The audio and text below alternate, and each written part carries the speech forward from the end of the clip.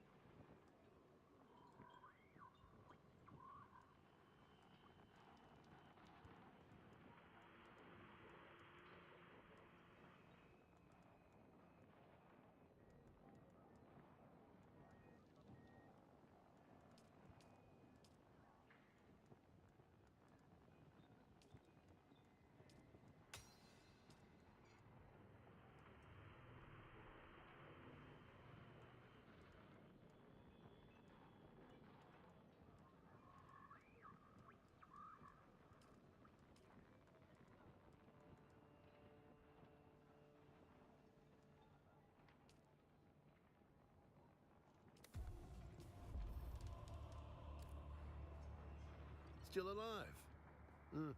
That's too bad.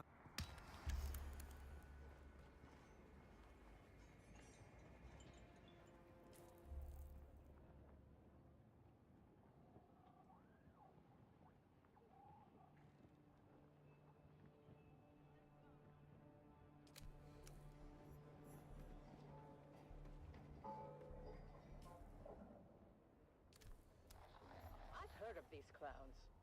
Maybe not a good time for me. We tried to explain that we were just friendly explorers, but they weren't having any of it. The one in the big helmet said we were infidels, defiling the electric worm's domain. Whatever the heck that meant. A cargo cult. Vermin wannabes. Dude Shaz warned me about them. When were you talking to Dude Shaz? Not now. Well, was he talking to you, or were you talking to him? Here we go. I'm just asking. Don't I have a right to know why my wife is always chatting up the handsome sheriff? He gives good intel. Is that what you call it? By that point, I guess Big Helmet had enough of Mom and Dad's bickering, because he got real mad and ordered us buried up to our necks in the sand. But just as they were gonna drop us in a chin-deep pit, something incredible happened. The Moskret started yelling about something they called Shy Halud and lit out of there like their tails were on fire. Turns out, Shy Halud is the local name for the big sandworm. Well, I don't have to tell you what happened next. The clown started rumbling and rumbling like never before. I swear it must have been one of those super granddaddy sandworms you hear about living in the deepest desert. I figured it must have took a wrong turn at the shield wall and ended up on our heels. But I'll tell you what, when it comes to worms, Mom and Dad know their business and led us to safety on a rock island with practiced precision. When the dust settled, the worm was gone and there was no sign of the Moskret. Or was there? I've got their trail. Good job, son. Follow it. And why are we following it again? They threatened my babies. The trail led to a depression in the rocks where the Moskret had made camp. They posted guards, but they were no match for us. The best part is, after we killed them all, I found an old handwritten map tucked into Big Helmet's boot. It smelled like farts and old cheese, but I slipped it into my bag anyhow. I know, stealing isn't right, but Dad always says that if they're dead, then it really isn't stealing. Anyhow, we took the helmets and left their gross corpses to the scavengers before finding our way back to Clovis. As we headed back home, I couldn't wait to show Mom and Dad the map. It could be the start of our next big adventure. Back at our shop, we spent days spit shining the helmets to a mirror polish as we get them ready for you, dear listeners. That's right, Sally. At O'Gary's Imports, it's Masquerade Masked Mayhem, and we won't be undersold. We have big helmets, we have ugly helmets, we have big and ugly helmets. Come find us on the Agora Concourse of the Grand Souk in Arakeen. Because at O'Gary's Imports, if you want it, we have it. And if we don't have it, we'll get it. Thanks, Dad. Until next time, this is your faithful babbler.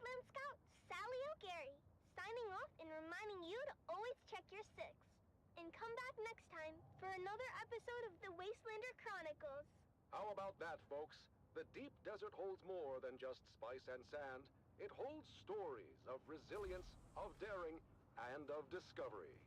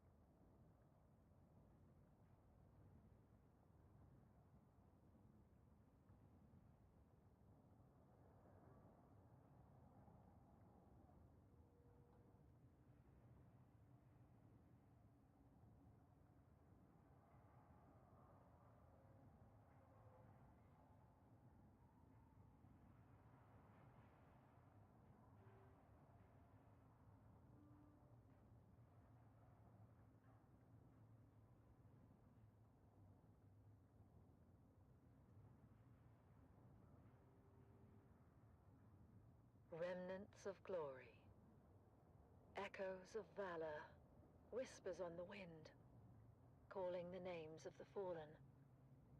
Brave souls, now but shadows in the dunes. The remnants of glory. Desert silence, broken by memory. Sand beneath our feet, shifting with each sacrifice. Lives given to the cause. The remnants of glory. Era of valor, of gallant deeds, echoes in the annals of history. History, written in blood and sweat. The remnants of glory. In the silence, we remember names and faces faded. Faded but not forgotten, their legacy a flame undying. Glory may fade, but honor remains. A guiding star, eternal, the remnants of glory. In the stillness, whispers linger, ghosts of battles fought. Won or lost, but not forgotten, their echoes. Echoes of valor.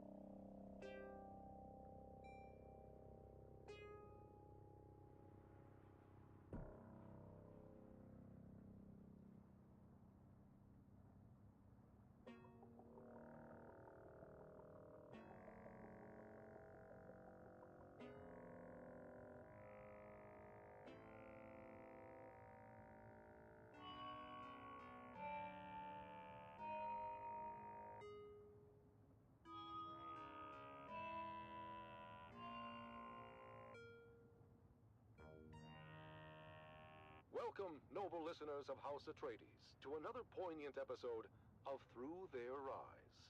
Today, we bring you the story of Sergeant Creel, a decorated member of the 2nd Deep Desert Expeditionary Force who has faced the horrors of war firsthand.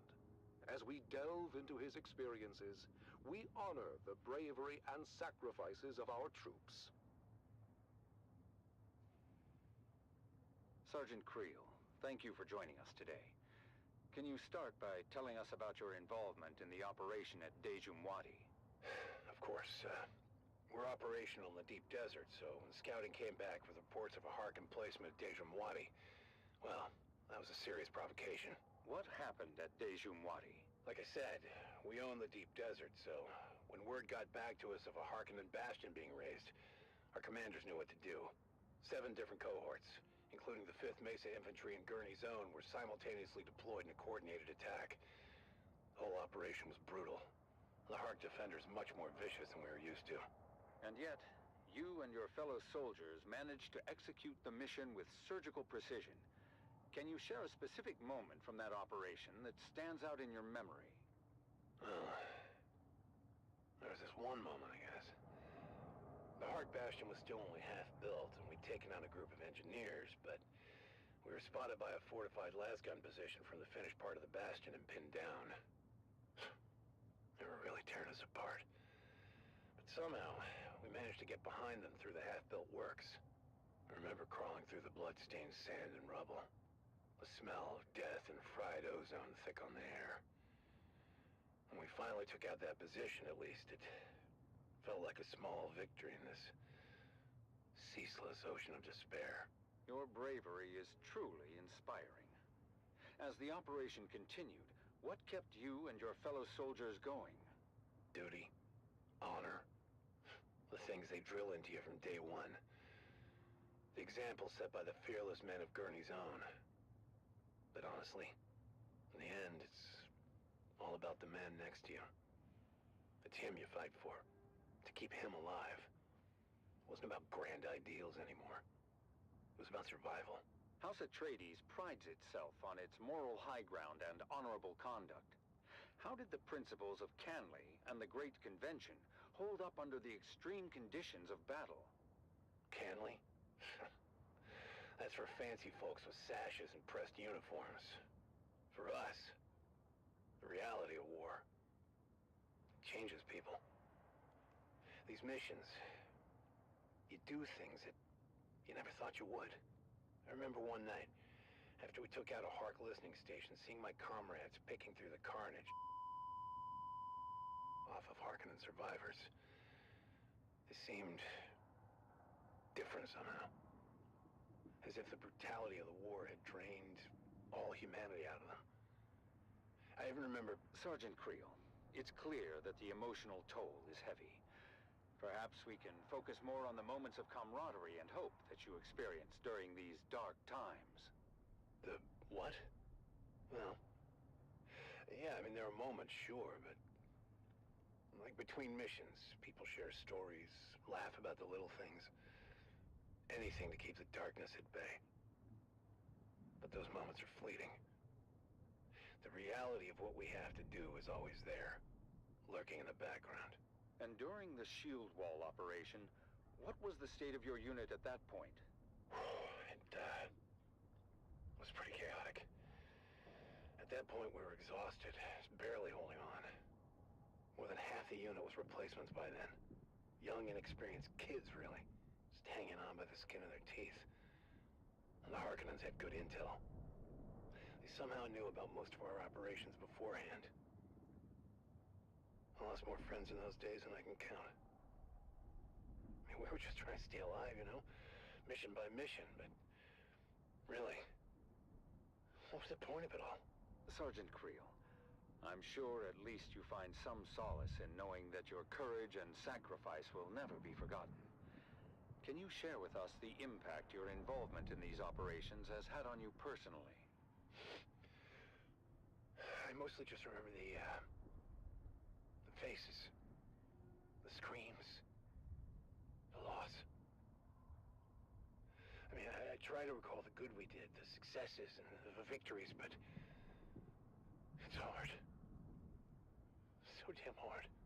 Your service and dedication to House Atreides are deeply appreciated. We thank you for sharing your story with us. Yeah, thank you. I just hope it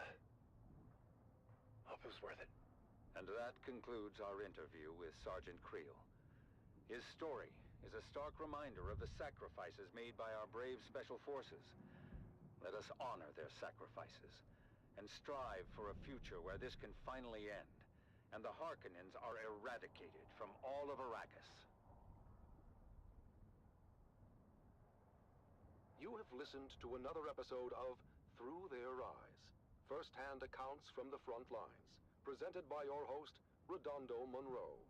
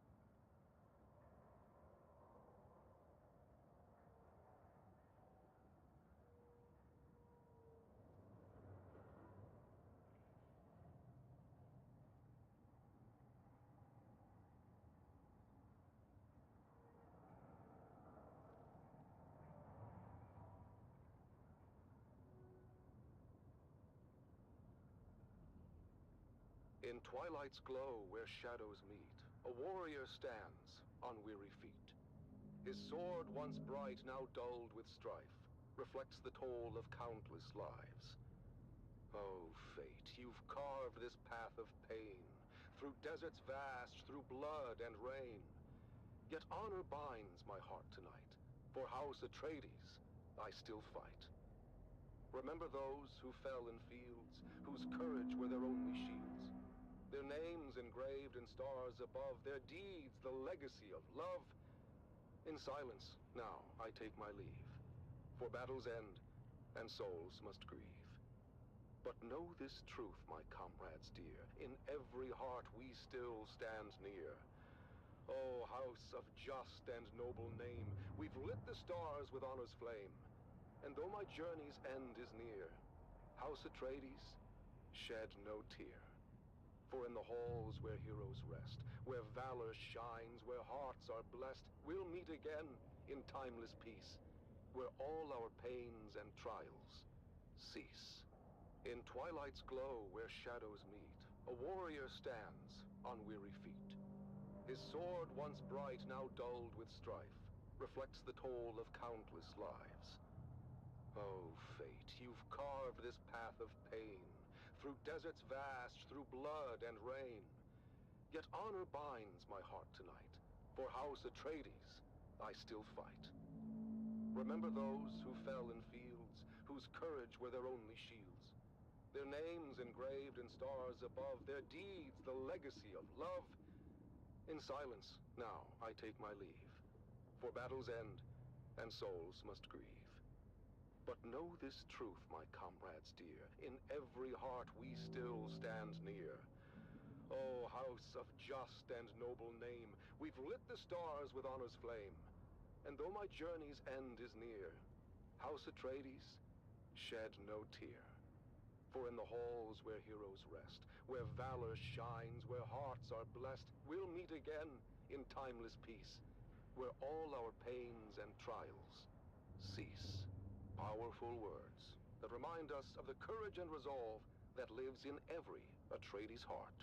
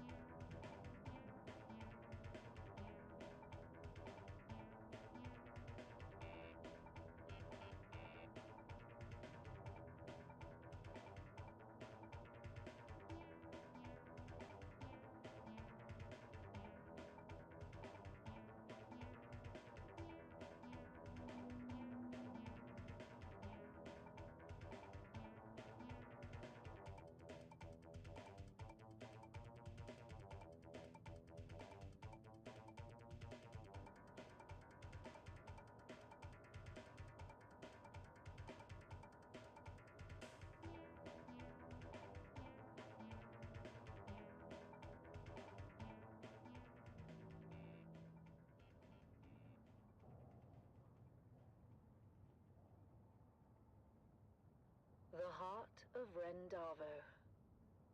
Rendavo's father was a sergeant, old and bent and grey. He served the Duke in '88, back in a bygone day. He lived out in the desert and scraped his meager fare, with children 9 around him and Ren, the youngest there. The older siblings learnt some sense, but Ren was left without. He was tall, but short on wisdom, and grew up broad and stout. Pious, cheerful, willing, yet he seldom did things right. "What will become of you, poor boy?" his father asked each night. And finally, Ren answered, "A soldier, sword in hand. If all else fails, at least I can still die for Duke and land." Ren packed his bag and went to join the brave Atreides troop. Strong and fit, and healthy too, he was welcomed in the group. But when he had to master drills and learn the skills of war, the sergeant screamed and laughed and screamed still more. For when ordered to turn left, Ren would quickly turn to right, and told to shoulder arms instead, he charged with all his might. Rendavo's drills and troubles became a well-known tale. Even famous Duncan, Idaho, would smile at his travail. And when at last Ren's unit was ordered off to war, the officers debated, was he suited for that chore? But Ren just let them argue. He stood there, broad and straight. "If with the others I can't go, I'll go alone. Just wait." He took his sword and backpack and marched out with the rest. At camp he was their servant, fulfilling each request. But when the battles raged, he was ordered to stand back. He didn't understand when to take cover or attack. Duncan, Idaho was on the run, Harkonnens in his tracks. He passed Rendavo's unit, shouting, "Boys, you watch our backs. Don't let the devils through the gorge, or all of us are lost." Guard it until we regroup. Keep it safe at any cost. A small detachment, made up but of barely 20 men, got there in time to make their stand. Along with them came Ren. The Harkonnen fell on them hard, their lasguns raining death. And 7 brave Atreides men gave up their costly breath. The same disastrous fate would soon befall all those who'd stay. So when ordered to retreat, they all retreated straight away. All but one, who stayed to fight and charged the foes instead. Ren couldn't get the notion of flight through his stubborn head. He just stood there, broad and strong, and ready now to teach a lesson to each Harkonnen who came within his reach. At the choke point in the gully, they all each took a turn, but without lasgun cover. One by one, were forced to learn. They charged at Ren, but each who came was fought and bested all the same. None could beat him at this game, for Atreides' honor, house, and name. Duncan Idaho had rallied all the troops that still were hale. He shouted, "Hold out, my brave lad, we're coming, do not fail." He told all who would hear him, watch a true Atreides fight. "Hurry, boys, come to his aid, he has saved us all tonight." Against that fearsome counter-strike, no Harkonnen could hold. They faltered, failed, and turned their backs, a rare sight to behold. Their faces pale, their weapons dropped behind them as they ran. And Duncan looked around and asked, "Where is that fearless man? He who held the gully until we could all return, that hero of the desert. His name I must needs learn." "He has fallen," said the sergeant, his head bowed down in shame. "He lies there dead upon the sand. Rendavo was his name." "I remember him," said Idaho, "of Ren who'd seemed to rest, but for the blood that stained the shirt across his mighty chest. That lasgun knew just where to strike, as plainly you can see," said Idaho to those around. "Yes, it knew more than we. It shunned his brow. 'Twas weak and poor, that much all of us knew. But found instead what better was his heart, forever true." The word spread quick among all those who had survived the fight. And every soldier did agree Duncan Idaho was right. Rendavo was no thinker, his mind slow, truth be told. His head, they said, was thick as wood, but his heart was made of gold.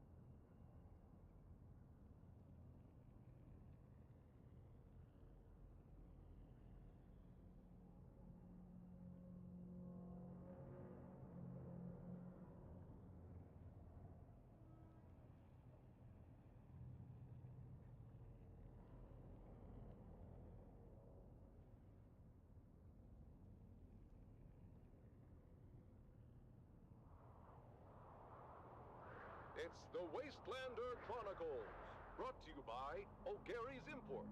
O'Gary's Imports. If you want it, we have it. And if we don't have it, we'll get it. Join us now as we journey to the blistering sands of Arrakis, where we follow the adventures of the O'Gary clan, a pioneering family of salvage experts, as they scour war-torn battlefields and crash sites to discover their next great haul. Hey there, everyone! Welcome back to the Wastelander Chronicles. I'm your Badlands Scout, Sally O'Gary, back with another wild adventure. After that scary encounter with the Masquerade, we got our hands on that super mysterious map. Dad was all over it, trying to figure out where it led. Normally, he would take it over to his Mentat friend at the Seleucid Bull. I used to think Master Chin was scary when I was little. The way he got that faraway look in his eye when he did his computing. Master Chin would have taken one look, and before you got a word out, he'd have done a sector-by-sector comparison of the map with known topography. But in this case, Dad didn't want anyone knowing the secrets of the map before he did. I'll figure it out myself. Mom said he was being a paranoid old fool, but what should have taken 30 seconds took 2 days. And don't you know it, 2 days later, we found ourselves piling into Clovis, our 68th Homeland Master, and set a course for the Haga Basin. Once we were underway, Dad unfolded the map and pointed to a marking that looked like an angry beetle. This is our destination, kids.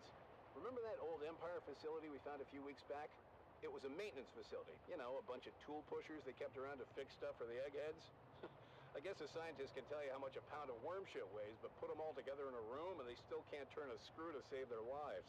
Anyhow, in the documentation we recovered, we found an inventory roll listing some of the other testing stations by number and field of study. Testing Station 29 studied plants, while 36 studied weather. Station 91, though, they studied bugs. Just like this ugly little sucker we're headed towards.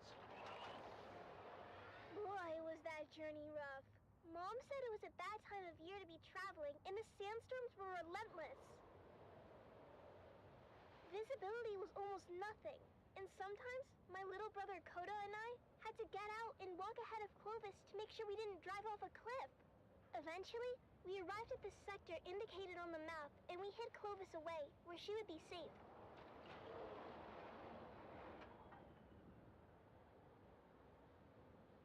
As usual, Kodo and I took the point and went ahead of our group. I won't lie, every step of that mission was a chafing nightmare. Before we left Clovis, I made the harebrained decision to break in a handed-down stillsuit that didn't fit right. I was in rare form and fit for time when we finally came upon the massive portal in the rocks. By then, we'd been to enough of these old testing stations to know when we saw it. The oversized doors were slightly open, but peering in, we could only see darkness. Koda was immediately apprehensive. Reading a lot of the traffic, Sally. I'm not sure how lost this old testing station really is. Of course, that's when Dad and the rest of the family arrived. I knew it! Keep it down, Finn. I knew it! You said I was a fool. You said I'd lead us into an ambush. The night is young. Ignore your petulant mother, kids. We go in wedge formation. After me. We squeezed through the narrow aperture with ease, but quickly found our way blocked by a massive pit of darkness. After we recalibrated our optics for low light, we found a narrow ramp that wound down to the gaping shaft. I forgot all about my chafing as we descended into the darkness. I hated the feeling in there, the lonely, oppressive atmosphere that long-abandoned places had in common. But the spell was quickly broken when a Harkonnen fire team floated on the center of the shaft from above. We flattened ourselves against the wall and kept out of their lights as the noisy and oblivious troopers floated past. You know that bloody city will never be finished. The beast is a fool. One day the Baron is going to come here and see where all his Solaris went. You don't want to be around when that happens. And why is it you don't want that? You haven't met the Baron yet, have you, boy? Damn it, Finn. This isn't a testing station. It's a Harkonnen base. Can it be both? I told you the night was young. So, what do we do now? This place is huge. and we came this far. I say we go on high alert and check it out. We couldn't risk getting caught, so we stuck to the shadows and moved as quietly as we could. Mom was right. This place was huge, with tunnels going off in every direction. We saw rooms full of weird machinery and old tech, stuff I'd never seen before. But oddly, no bugs or insects of any kind. There were never any bugs, Sally. I think the symbol on the map indicate Harkonnens, not bugs. Well, their helmets are kind of bug-shaped when you look at them. That's when we heard footsteps and ducked into a side room just in time. Peeking out, we saw a group of Harkonnen troopers march past. We didn't know how many there were in total, but any kind of combat would have brought the whole base down on us. My heart was pounding so hard, I was sure they'd hear it. After they were gone, the spirit of adventure had left us, and we resolved to get out of there as fast as we could. Koda and I really wanted to kill us a Harkonnen, but Mom told us it wasn't our time yet. We'd get our chance one day. But boy was she wrong, as we came face to face with the Harkonnen captain at the top of the ramp. Our daggers were already in hand, as I went high and Koda went low. Eyes and thighs, we called it, as we practiced the move so many times. And that's how we killed our first Harkonnen. Koda took an ear for his collection and offered to help me start my own. But, ew, I told Koda no way. Once we made it back to Clovis, Dad sealed the hatch behind us as Mom brought her great engine to life. After we got back to Arakeen, Dad met his friend, Master Chim, and shared our findings. While we didn't score any decent salvage on the trip, Dad did receive a reward from the Atreides for providing them with actionable intelligence on the Harkonnen base. Apparently the location of that particular base had troubled them for a while. Last we heard, Gurney Halleck was on his way there with a heavy assault team. With that said, Atreides days are back at O'Gary's Imports. That's right, Sally. Discounts across the board if you serve the Duke and can prove it. Come find us on the Agora Concourse of the Grand Souk in Arakeen. Because at O'Gary's Imports, if you want it, we have it. And if we don't have it, we'll get it. Thanks, Dad. Until next time, this is your faithful Badland Scout, Sally O'Gary, signing off and reminding you to always check your six. And come back next time for another episode of the Wastelander Chronicles.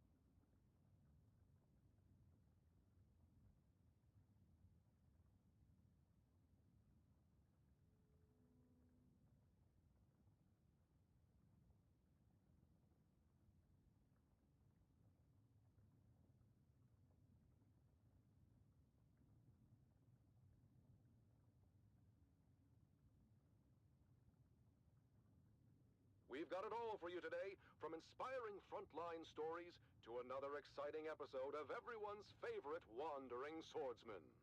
But first, let's kick things off with some sonorous sounds for your listening pleasure. You're listening to Vox Atreides, the voice of the Duke.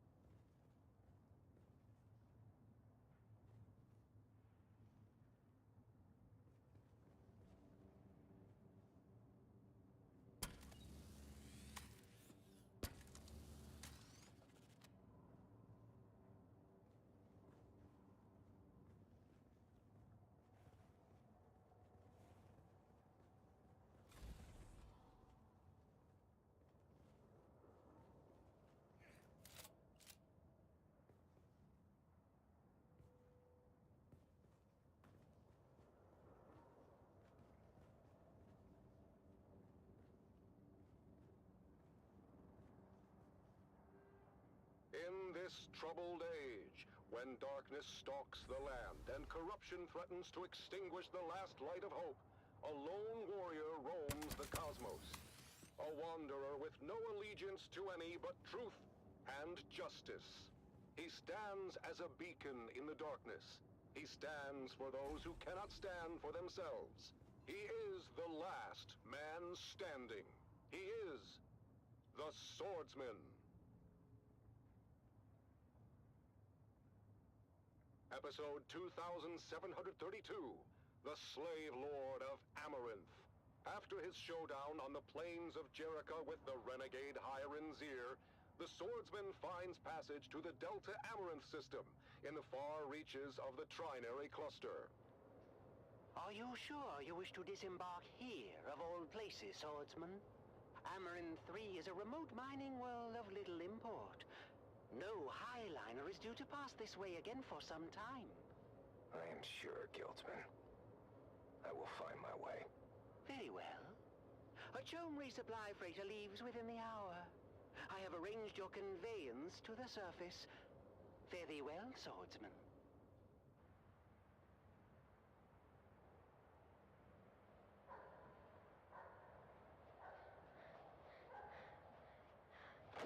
Oh, there, boy.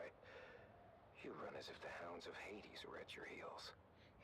Please, Lord, kill me. I beg of thee. Slay me where I stand. I cannot go back to Lord Varric. Lord Varric. This is not a name known to me. What house governs this world, boy? For many thousands of years, this stewardship of Amaranth 3 fell to a house minor with allegiances to the great house Waku. Waku is no more. Their systems were purged in the Third Coalsack War. Their holdings forfeit to the Spacing Guild. As you say, Sirrah. The boy speaks the truth, Lord. It's been 6 or so centuries now. And the Guild has not assumed control? This world must be in a ledger somewhere. Well, the Highliner comes like clockwork. But we get supplied, and then they're gone again. To wherever Highliners go. We just figure they forgot about us. Then who is this Lord Varric? Born a slave like his father before him.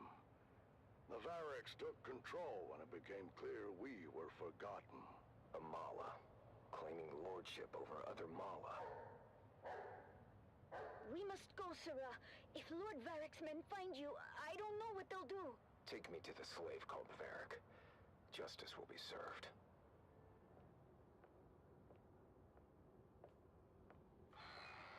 Who dares enter my hall unbidden? I dare, Mala. You claim authority that is not your own. For that, I claim your life. Oh, you? What is your name, stranger? I would know what to mark upon your grave. I am the Swordsman. Your false reign is over, Varric. Guards, don't just stand there. Get him! Lord Varric, the stranger fights like the Swordmasters of legend. Impossible! The Swordmasters were destroyed! The remnants scattered! 6 to 1, he is outnumbered, and still, our men cannot strike him. Fool! They do not have to strike him. They only have to maneuver him onto that trap door.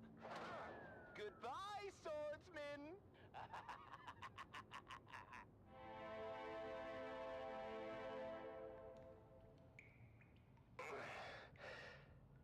Save your breath, stranger. You took a brutal beating on the way down. Most do not survive the fall, as the bones in this dungeon attest. Dungeon. Below Lord Varric's audience chamber. I am Rodrigo. He is no lord. Not in any legitimate sense. I'm not sure that's a distinction many here would appreciate. What else is a lord if not a title claimed by force? A lordship is an investiture governed by the Heritage Council in Section 437 through 441 of the Great Convention. It's a covenant, as old as the Imperium itself. Ah, but tell me then, stranger, the ones who established your covenant, how is it they claim their power, if not by force? How is it they are legitimate and the pig Varric is not? You tire me, old man. Well, at least we agree that Varric is a pig. Rest now, stranger. You'll need your strength for what is ahead. Damn it, I oiled that hinge. Can he walk? Can you walk, stranger? Our last true governor had the unshakable fear that the people would rise against him and throw him down here. I helped to build this secret exit to ease his paranoia. Did it? Yes. Until House Waco fell. Then the people turned on him and threw him down here. But he escaped through a secret exit. No. He landed badly and died soon after. But we will escape from his secret exit. This is my daughter, Gina. She will lead us to safety. What about Varric? As far as Varric is concerned, you're already dead or dying. No one has ever come back from this place.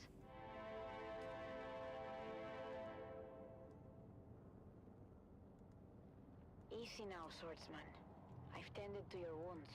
Thank you, both. My father was a draftsman in the Imperial Engineering Guild and helped to build this humble colony. Armor in 3 isn't much, stranger, but we are self-sustaining. And the Guild will remember us one day. We were doing just fine until Varric's grandfather took over. Lord Varric is just the latest in a long line of assholes. We have seen too many good men fall trying to stand against him. There are enough of you. Why not fight back together? The fear of death, I suppose. The land here is harsh. The work grueling. Without our men, our families would starve. Fear is a powerful chain, stranger. A chain we will break together. Send word to the villagers. It's time to end this.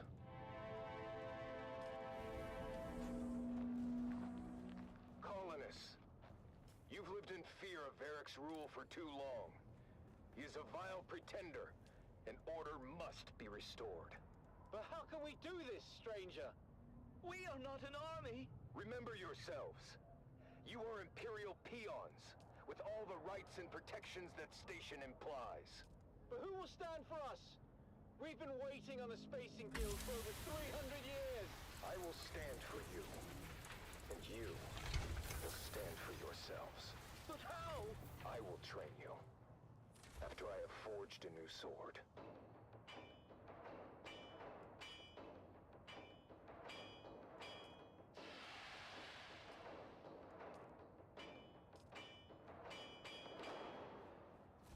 It's time.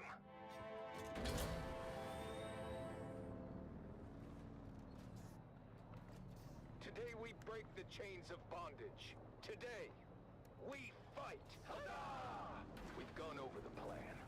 When next we meet, it will be over the body of the dead slave called Varric. Huzzah!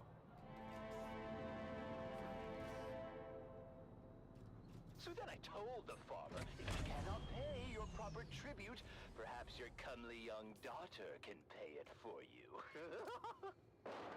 Slave Lord Varric, your false reign ends now. You? But how? Guards, get him!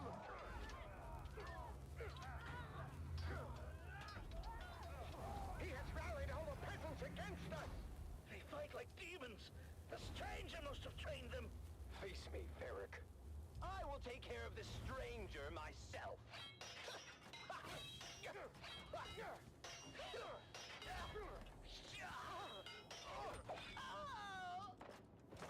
The tyrant has fallen. You have won your freedom. No! Father! Your father fought bravely, Gina. His sacrifice was not in vain. Thank you, swordsman. You've saved us, but I've lost my father in the bargain. His spirit lives on in the freedom you now share. Freedom to serve your proper masters, the Spacing Guild, who will undoubtedly return soon to claim you all. But what do we do until then? Hunger and disunity may come, but you must remain steadfast in your duties, and the honor of that will sustain you. Remember, a righteous heart is never truly empty. You're right, Swordsman. Is there any way we can repay you? Setting things right is payment enough. And now, I must move on. I'll never forget you, Swordsman. Swordsman? Where did he go? And so, the swordsman leaves another world better than he found it. Join us next time for another chapter in the saga of the Swordsman.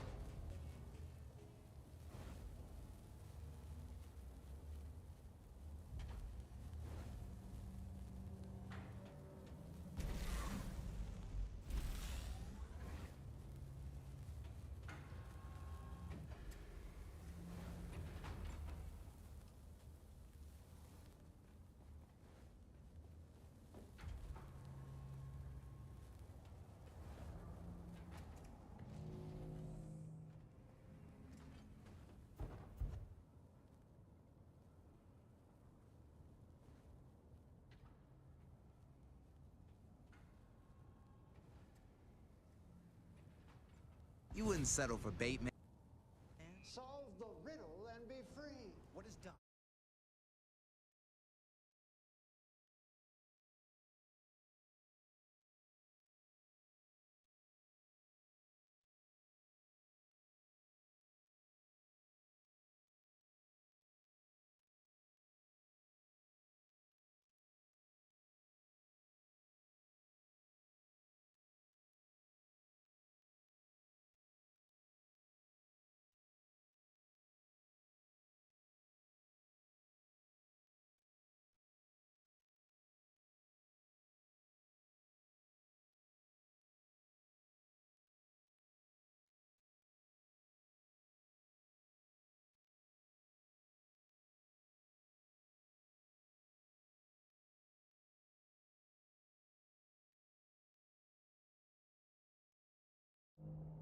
A warrior stands on weary feet.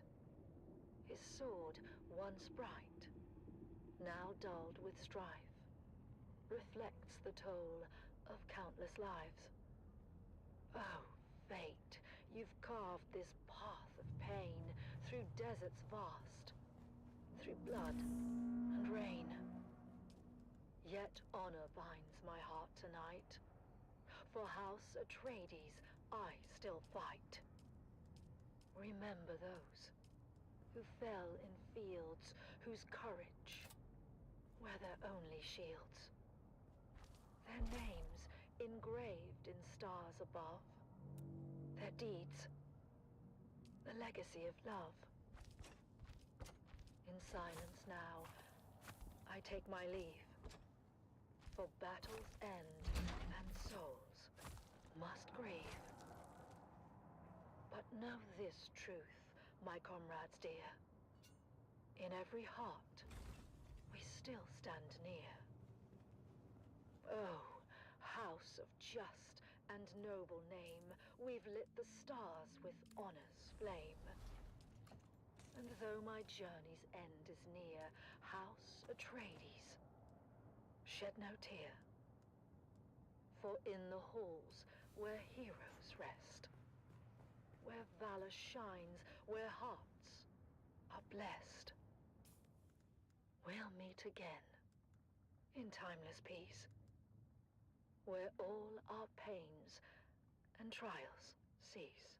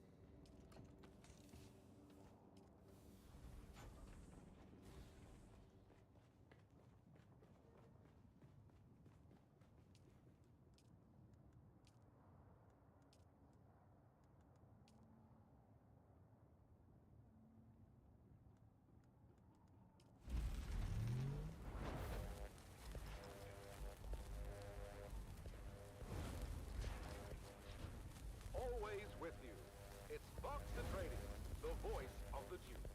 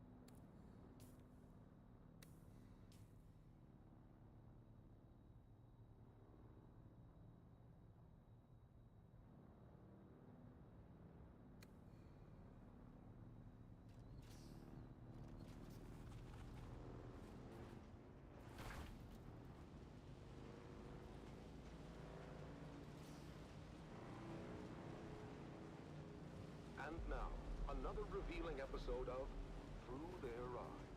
First-hand accounts from the front lines. Presented by your host, Redondo Monroe.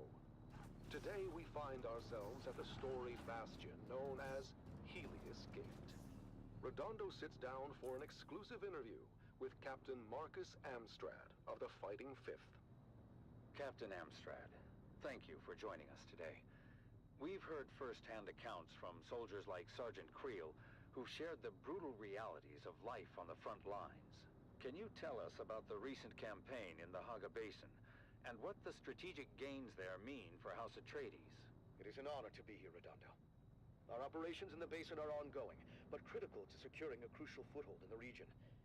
This operation underscores the strength and resilience of our forces, and our unwavering commitment to justice and honor.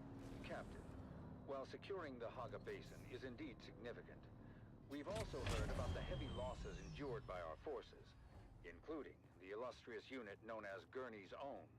Can you speak to the toll this so-called War of Assassins is taking on our troops and their families? Look, Redondo, war is never without sacrifice. But it is through these sacrifices that we uphold our values and protect the future of House Atreides. Our troopers understand the importance of their missions, and they complete them with honor and integrity.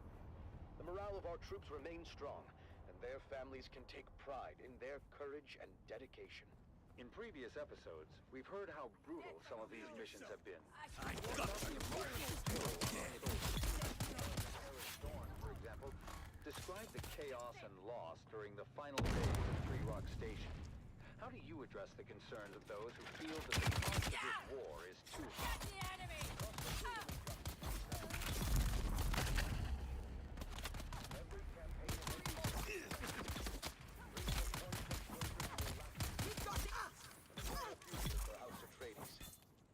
Troops are well trained and well prepared to face the challenges before them. They do so with unwavering resolve. Captain, some have raised concerns about the ethical implications of our tactics and the impact that we maintain our moral high ground in this conflict. House Atreides has always held itself to the high standards of the Great Convention. Our tactics are designed to minimize harm to civilians and uphold the principles of that treaty. Any deviations from the standards are swiftly addressed and corrected. Our commitment to honorable warfare is unwavering. There have been reports of war crimes committed by Harkonnen forces, as well as allegations of misconduct by our own troops. How do we respond to these allegations and ensure accountability? The Harkonnens are known for their brutality and disregard for both human life and any type of agreement between the houses. But we do not stoop to their level. Any allegations of misconduct by our troops are thoroughly investigated, and those found guilty are held accountable. However, it's important to remember that our forces are under immense pressure, and mistakes can happen. We must focus on the bigger picture, and the ultimate goal of victory and justice. Captain, what message would you like to send to the families of our soldiers and the subjects of House Atreides who may be struggling with the hardships of this conflict?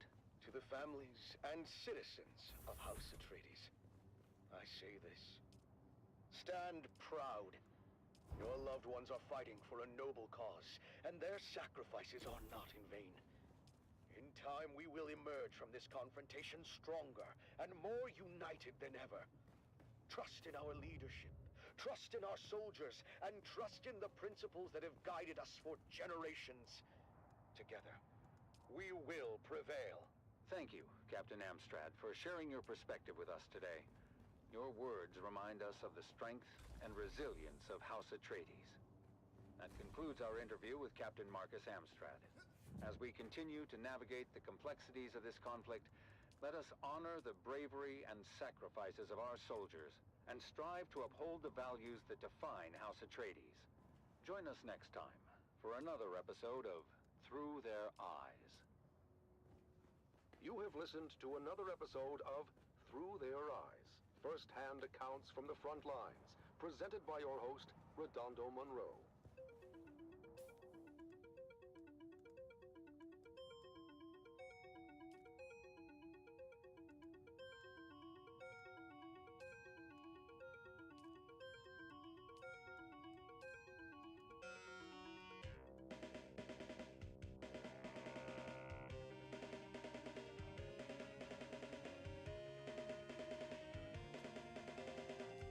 Dune, the battle for Arrakis.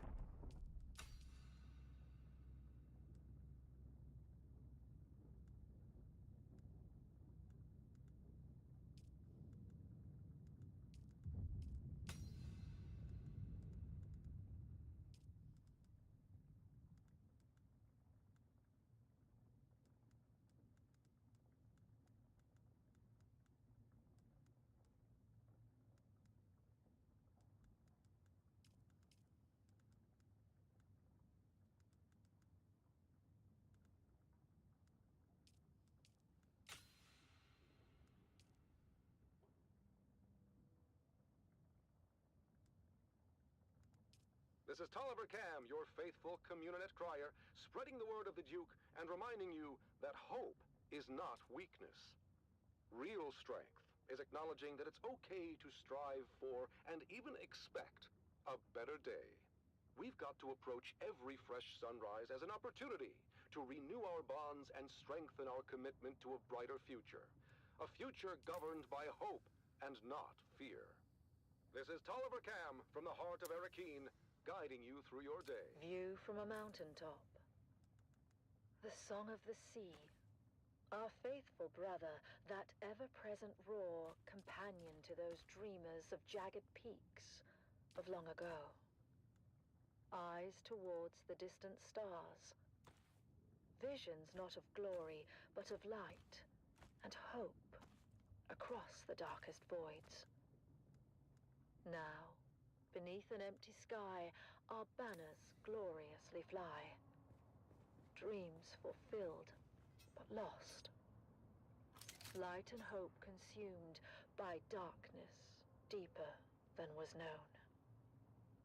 And lost as well in desert, empty as can be. The song of that far away sea.